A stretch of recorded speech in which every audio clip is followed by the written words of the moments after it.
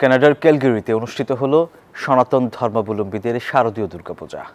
পূজা মণ্ডপে প্রতিদিন ভক্তিমূলক উপাসনা, অঞ্জলি, প্রসাদ বিতরণ এবং নানা আচার অনুষ্ঠানে মুখরিত ছিলেন প্রবাসী বাংলাদেশি সনাতন ধর্মাবলম্বীরা। কানাডা থেকে লাইলা নুসরাতের পাঠানো তথ্যচিত্রে ডেস্ক রিপোর্ট। কানাডার ক্যালগারি বাংলার সংস্কৃতিকে তুলে ধরে সংগঠন আমরা সবাইয়ের আয়োজনে 4 দিনব্যাপী দুর্গোৎসব অনুষ্ঠিত হয়েছে। প্রবাসী বাঙালিদের উদ্যোগে শারদীয় দুর্গাপূজা। বান্ডেল থাকলে প্রতি সেনমানিতে টাকা বাঁচবে। বিকাশ সেনমানি বান্ডেল কিনে জিতুন প্রতি লেনদেনে।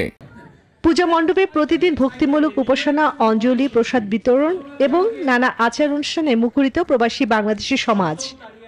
এই দুর্গাপূজায় সকলের মঙ্গল কামনা করছি, সকলকে শারদীয় শুভেচ্ছা।